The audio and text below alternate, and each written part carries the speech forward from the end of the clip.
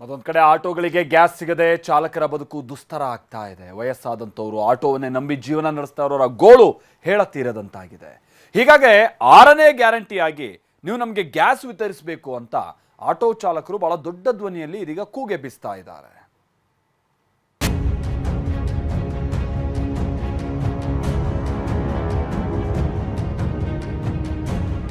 Auto ಚಾಲಕರ ಬದುಕಿಗೆ ಯುದ್ಧದ ಬರೆ. ಗ್ಯಾಸ್ ಸಿಗದೆ ಬದುಕಿನ ಸಂಚಾರ ದುಸ್ತರ. ಬೆಂಗಳೂರಿನ ವಿಜಯನಗರದಲ್ಲಿರೋ ಆಟೋ ಚಾಲಕ ಇವರ ಕಷ್ಟ ನೋಡಿ ಅನಾರೋಗ್ಯದಿಂದ ಬಳಲ್ತಿರುವ ಪತ್ನಿಯನ್ನ ಆಸ್ಪತ್ರೆಗೆ ದಾಖಲಿಸಿದ್ದಾರೆ.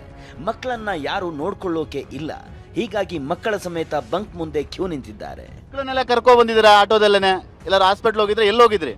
ಆಸ್ಪತ್ರೆಯಿಂದ ಬಂದ್ರು, ಅಲ್ಲಿ ಹಾಕೊಂಡಿದ್ರು, ಅದಕ್ಕೆ ಕಾಯ್ಕೊಂಡು ಬಂದಿದ್ದೀನಿ. ಬನ್ನಿ 1 ಅವರ್ ಆಯ್ತು ಇಲ್ಲಿ.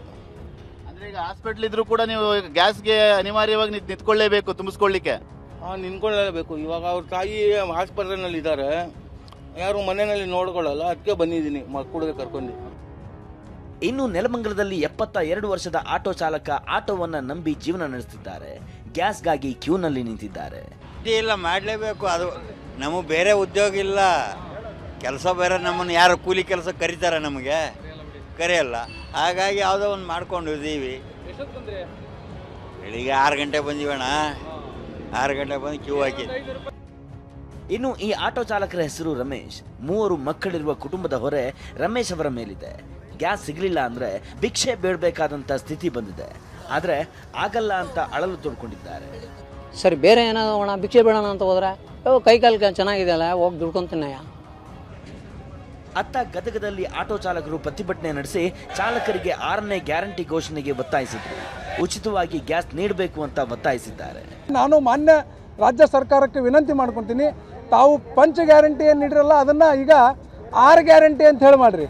ಆ 6 ಗ್ಯಾರಂಟಿ ಏನಪ್ಪ ಅಂದ್ರೆ, ನಮಗೆ ಪ್ರತಿನಿತ್ಯ ಆಟೋದವ್ರಿಗೆ 2 ಲೀಟರ್ ಪೆಟ್ರೋಲು ಮತ್ತು ಪೆಟ್ರೋಲ್ ಇದ್ದ ಗಾಡಿಗೆ, ಗ್ಯಾಸ್ ಇದ್ದ ಗಾಡಿಗೆ 2 ಲೀಟರ್ ಗ್ಯಾಸನ್ನು ಉಚಿತವಾಗಿ ನೀಡುವ ಮುಖಾಂತರ ಏನು ಬಡ ಆಟೋ ಚಾಲಕರ ಜೀವನಕ್ಕೆ ದಾರಿ ದೀಪ ಆಗಬೇಕಂತ ನಾನು ರಾಜ್ಯ ಸರ್ಕಾರಕ್ಕೆ ವಿನಂತಿ ಮಾಡ್ತೀನಿ.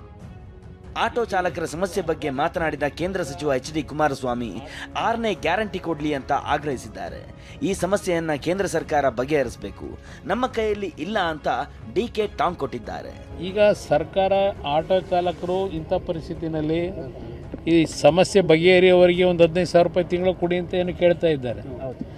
ಈಗ ಅದನ್ನ ಆ ಗ್ಯಾರಂಟಿ 6ನೇ ಗ್ಯಾರಂಟಿ ಕೊಡ್ರಪ್ಪ ಅಂತ ಕೇಳ್ತೇನಿದ್ದಾರೆ, ಅದನ್ನು ಕೊಟ್ಟು ಗೌರವಯುತವಾಗಿ ನಡ್ಕೋಬೇಕು ಅನ್ನೋದು ನನ್ನ ಅಭಿಪ್ರಾಯ. ಪಾಪ ಅವ್ರಿಗೆಲ್ಲ ಬಹಳ ತೊಂದರೆ ಆಗ್ತಾ ಇದೆ.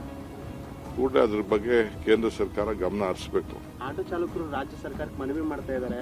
ಇಲ್ಲ, ನಾವು ಅದ್ರ ಬಗ್ಗೆ ಅದಕ್ಕೆ ನಮ್ಮ ಕೈಲಿಲ್ಲ, ಅದೇನು ಕೇಂದ್ರ ಸರ್ಕಾರ ಕೊಡುವಂಥದ್ದು. ಕೇಂದ್ರ ಸರ್ಕಾರ ಸರಿಯಾದ ರೀತಿಯಲ್ಲಿ ನೀತಿ ರೂಪಿಸುವಂಥದ್ದು, ಮುಂಜಾಗ್ರತೆ ಮಾಡಬೇಕಾಯ್ತು. ಅದೊಂದು ವಿಫಲ ಆಗಿದೆ. ಇನ್ಯಾಕೆ ಬಿಜೆಪಿಯವ್ರು ಯಾಕೆ ಅದ್ರ ಬಗ್ಗೆ ಮಾತಾಡ್ತಾ ಇಲ್ಲ? ಅದು ಅವೈಲೇಬಲ್ ಇದೆ ಅಂತ ಹೇಳ್ತಕ್ಕಂಥದ್ದು ಸರಿಯಲ್ಲ. ಎಲ್ಲಿ ತಪ್ಪಾಗಿದ್ರೆ ಅದು ಸರಿಪಡಿಸ್ಕೋಬೇಕು. ಯಾಕಂದರೆ ಇದು ಒಂದು ಕ್ರೈಸಿಸನ್ನು ಸರಿಯಾಗಿ ಹ್ಯಾಂಡಲ್ ಮಾಡಲಿಲ್ಲ ಅಂದರೆ ಇಡೀ ದೇಶಕ್ಕೆ ತೊಂದರೆ ಆಗ್ತದೆ. ದಿನದಿಂದ ದಿನಕ್ಕೆ ಸಮಸ್ಯೆ ಬಿಗಡಾಯಿಸುತ್ತಿದೆ. ಆಟೋಗಳಿಗೆ ಗ್ಯಾಸ್ ಸಿಗದೆ ಚಾಲಕರ ಪರದಾಟ ಹೆಚ್ಚಾಗಿದೆ. ಸೋಮವಾರದಿಂದಾದರೂ ಗ್ಯಾಸ್ ಸಿಗುತ್ತಾ ಅಂತ ಕಾದು ನೋಡಬೇಕಿದೆ. Bureau report, TV9.